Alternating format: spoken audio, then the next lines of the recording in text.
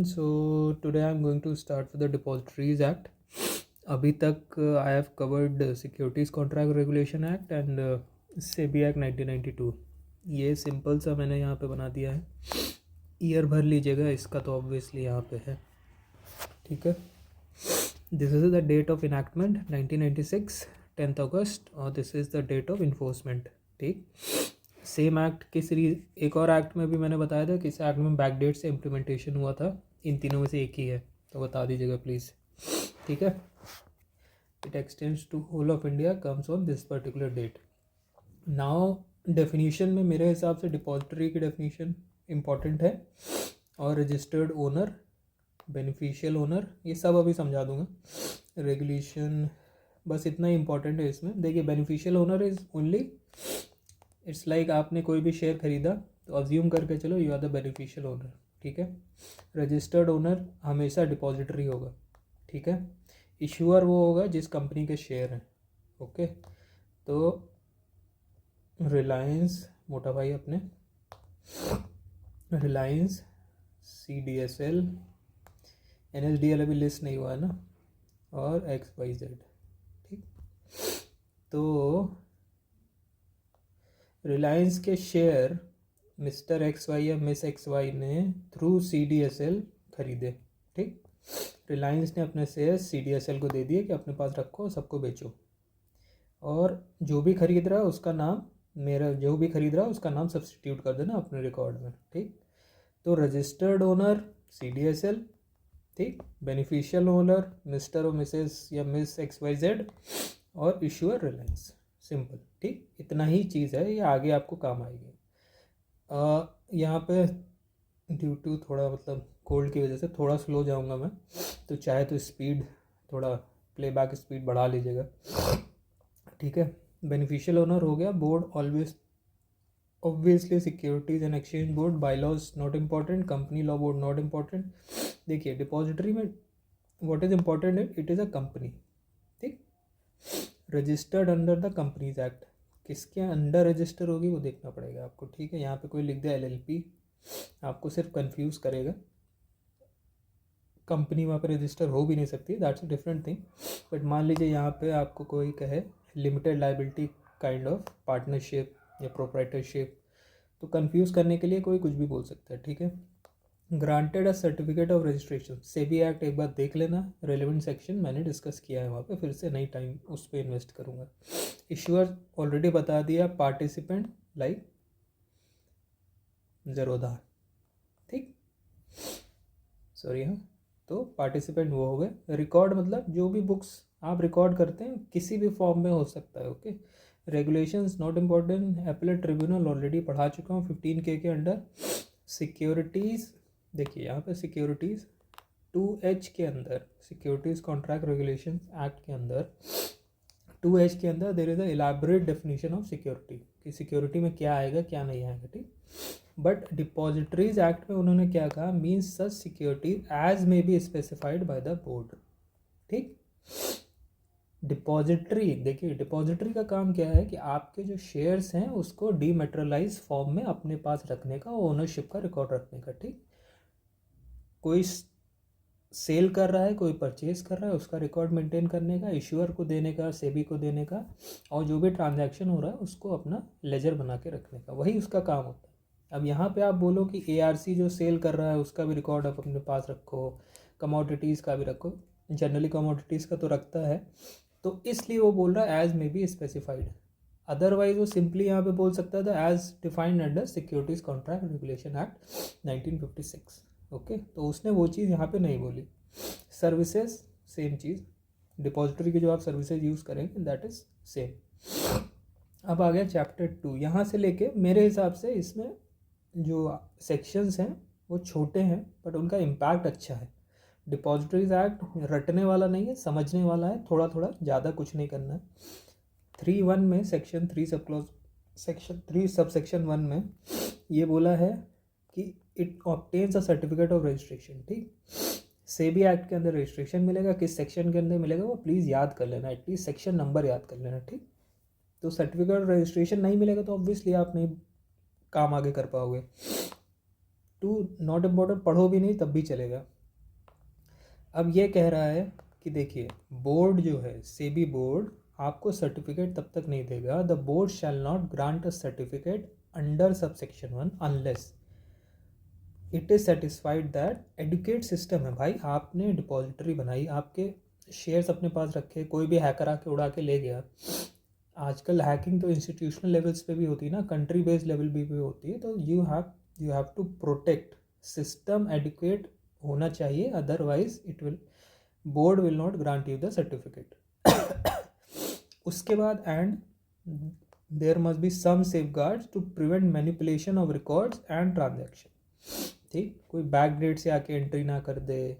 जैसे आप कभी कभी क्या होता है ना, जो अटेंडेंस रजिस्टर होता है, पहले होता था, मतलब अभी भी होता है, तो उसमें क्या करते हो, आपने 1 या 2 दिन पहले नहीं आए तो उसमें जाके आप चुपके से अटेंडेंस मार्क कर देते हो। ठीक है, जस्ट एन एग्जांपल। तो वो सारी चीज़ें यहाँ पे नहीं होनी चाहिए कि किसी का शेयर था, किसी और को मैनिपुलेट करके आपने उसके नाम पे दिखा दिया, उसने सेल कर दिया, प्रॉफिट बना लिया, ऐसा कुछ नहीं होना चाहिए। ठीक है, तो ये सारी चीज़ें होनी चाहिए। अगर आप सर्टिफिकेट नहीं दे रहे हो तो रीजनेबल अपॉर्चुनिटी, यही चल रहा है, रीजनेबल अपॉर्चुनिटी सबसे। अब आ गया डिपॉजिटरी और पार्टिसिपेंट। ठीक है, आप ये बताओ, सिंपल चीज़, आपको रिलायंस का शेयर खरीदना है तो आप CDSL या NSDL, जो भी एग्जांपल ले लो आप, आपने कहा मुझे भाई इसका शेयर दे दो, ठीक, रिलायंस का। तो उसने कहा ठीक है मेरे पास शेयर तो है, बट आप इंडिविजुअल लेवल पे मैं आपसे कैसे कॉन्ट्रैक्ट करूँ। आप तो मुझसे बोल रहे हो ना, मैंने बोला अरे यार ठीक है 1400 में चल रहा है, लो 1500 ले लो मुझसे, मुझे एक शेयर दे दो रिलायंस का। ठीक, उन्होंने कहा मैं कैसे दे दूँ, आप मान लो अगर 10 करोड़ मेरे पास लोग आ गए तो क्या मैं 10 करोड़ एग्रीमेंट हर दिन एग्जीक्यूट करूँगा। तो CDSL NSDL ने कहा रुको, उन्होंने क्या कहा, उन्होंने एक कॉन्ट्रैक्ट किया ज़ेरोधा के साथ। ठीक, ज़ेरोधा से कहा भाई तुम्हें जो भी मुझसे सामान उठाना, ये हो गया होलसेलर, ये हो गया रिटेलर सामान बेचेगा XYZ को। ठीक, तो इसने जब ज़ेरोधा पार्टिसिपेंट से बोला कि मुझे रिलायंस का एक शेयर चाहिए, तो उसने कहा ठीक है, रिलायंस चल रहा है 1500 में, मुझे 1500 दो, मैं आपको दे दूँगा। ठीक, उसने इसका अकाउंट डेबिट किया 1500 रुपये, अपने पास रखा 1500। शाम को जब बिल हुआ, CDSL से बोला एक शेयर मुझे दो। अगले दिन, अगले या 1-2 डेज में जितने भी सेटलमेंट साइकिल है उसमें XYZ के अकाउंट में एक शेयर आ गया। ठीक, उस शेयर को कौन होल्ड करेगा, वो CDSL होगा। ठीक, डिपॉजिटरी आपका होल्ड करेगा, मतलब आपको दिखेगा डिपॉजिटरी के पास है, बट दैट डजेंट मीन कि डिपॉजिटरी का शेयर है वो। ठीक, तो वही सेम चीज़ बोल रहे हैं यहाँ पे। आप ये सब जो ट्रांजैक्शन करोगे ना, इसके बीच में एक एग्रीमेंट चाहिए। ठीक है, वो एज अ एजेंट डील करेगा पार्टिसिपेंट, वही सेम चीज़ यहाँ पे बोली है, चाहे तो पढ़ लेना। अब जो चीज़ मैंने यहाँ पे रामघाता अभी आपको जो भी इतना लेंदी लैंग्वेज में समझाया, वो यही चीज़ लिखी है, एनी पर्सन थ्रू पार्टिसिपेंट, ठीक, may enter into an agreement in such form and bylaws availing the services. ठीक, सेम चीज़ वही बोल रहा है, जो चीज़ मैंने 4 और 5 एक साथ समझा दिया आपको, सेम चीज़ ये सारी चीज़ें यहाँ पे लिखी हैं। ठीक है, 6(1) में भी आप सेम चीज़ पढ़ोगे। फिर से मैं बता देता हूँ, any person who has enter into agreement as per section 5 shall surrender certificate of security for which, देखिए सेक्शन 6 क्या बोल रहा है, रिलायंस के पास मान लो 10 करोड़ शेयर्स थे पेपर फॉर्मेट में। ठीक, उसने कहा CDSL भाई मुझसे इतना मैनेजमेंट नहीं हो पा रहा है, कभी दीमक आके, टर्माइट्स वगैरह आके खा जाते हैं, कभी आग लग जाती है, कुछ ना कुछ हो जाता है, मुझे डुप्लीकेट शेयर इशू करने पड़ते हैं। तो उसने कहा ठीक है, आप ये सारे शेयर मेरे नाम पे कर दो, मैं आपके बिहाफ पे जिसको चाहिएगा उसको एक शेयर सर्टिफिकेट इलेक्ट्रॉनिक फॉर्म में दे दूंगा। ठीक, तो वही सारी चीज़ यहाँ पे लिखा है। ठीक, रजिस्टर्ड ओनर तो रिलायंस है, बट रिलायंस जब CDSL से कॉन्ट्रैक्ट कर लेगा ना,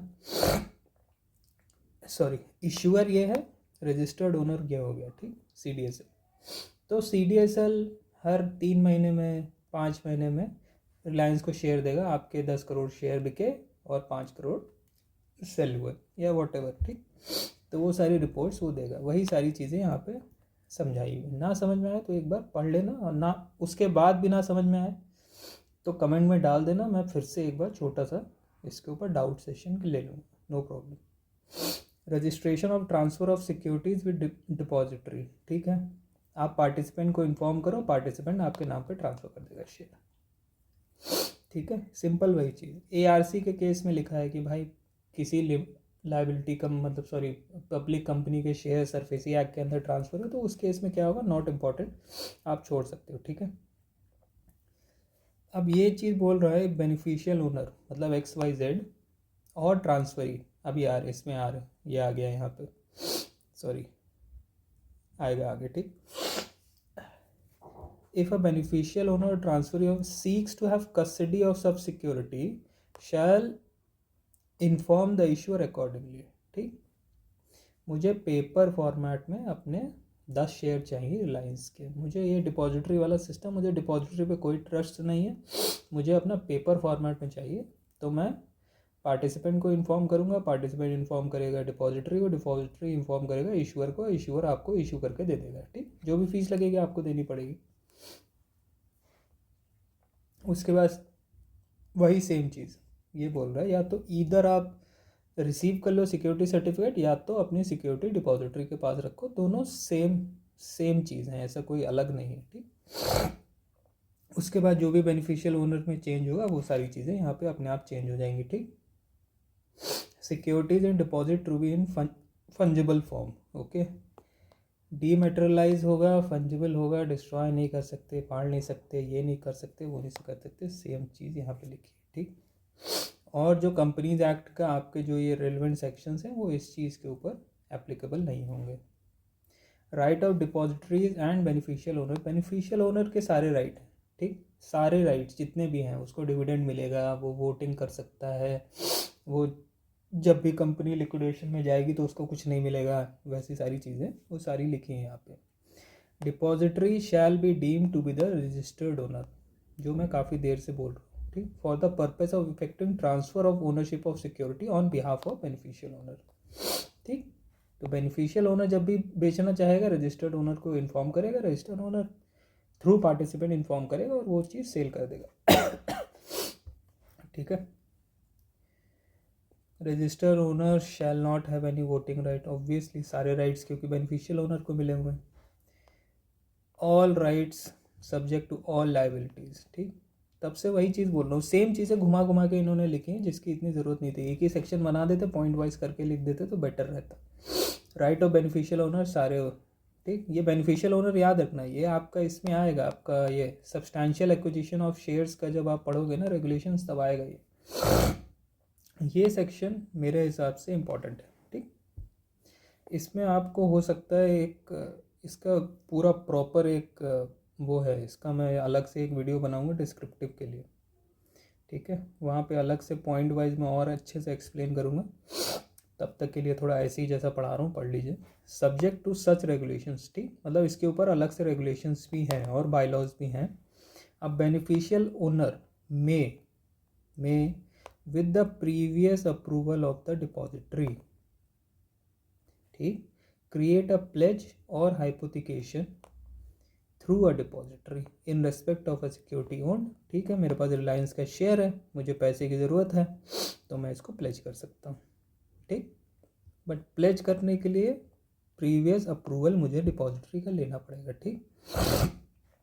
अब मैंने ले लिया, every beneficial owner shall give intimation, beneficial owner pledge और hypothecation to depository in such form में भी देगा, एंड वो उसकी एंट्रीज लिखेगा वहाँ पे, ठीक।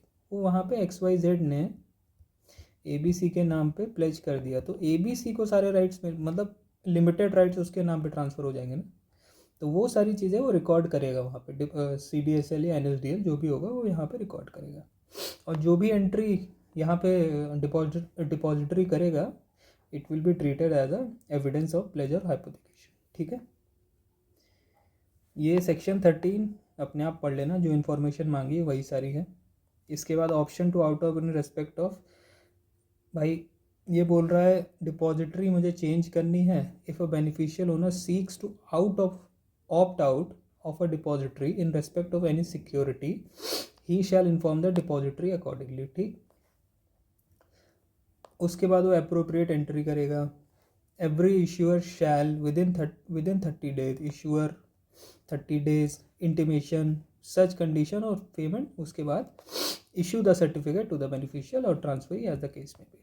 ठीक, सिंपल, ज़्यादा दिमाग नहीं लगाना है इसमें। जो चीज़ रेलेवेंट चीज़ें वो पढ़ लेनी है, उसके बाद ज़्यादा दिमाग नहीं लगाना है।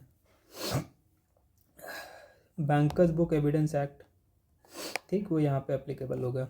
आपके लिए इंपॉर्टेंट नहीं है, बस इतना याद रखो, बैंकर्स बुक एविडेंस एक्ट 1891 इस केस में डिपॉजिटरी के ऊपर एप्लीकेबल होगा। ठीक, अब ये और ये भाई, मान लो पार्टिसिपेंट से कुछ गड़बड़ कर दी या डिपॉजिटरी ने कुछ गड़बड़ कर दी, तो उस केस में जो बेनिफिशियल ओनर है सॉरी बेनिफिशियल ओनर जो है वो इंडेमनीफाई कर सकता है अपने लॉसेस को। ठीक, मान लो इस केस में पार्टिसिपेंट की गलती है बट डिपॉजिटरी ने पेमेंट किया। ठीक, तो उस केस में डिपॉजिटरी पार्टिसिपेंट से बोलेगी मेरा पैसा वापस दो, वही सेम चीज़ लिखी है।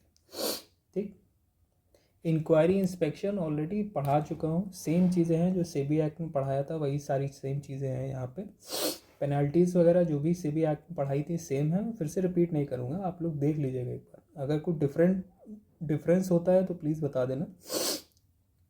पावर टू एजुडिकेट सेम है, डिवीज़न लेवल चीफ होंगे, वो इंक्वायरी करेंगे, इंक्वायरी को आप चैलेंज कर सकते हो। फैक्टर्स क्या है, रिपीटिव ऑफेंस, कितना किसको लॉस हुआ, ये सारी चीज़ें आप इसमें होगा। रिकवरी ऑफ अमाउंट्स कैसे कैसे होगा, क्या क्या पावर है, कहाँ पे अटैचमेंट कर सकते हैं, किस चीज़ का अटैचमेंट होगा।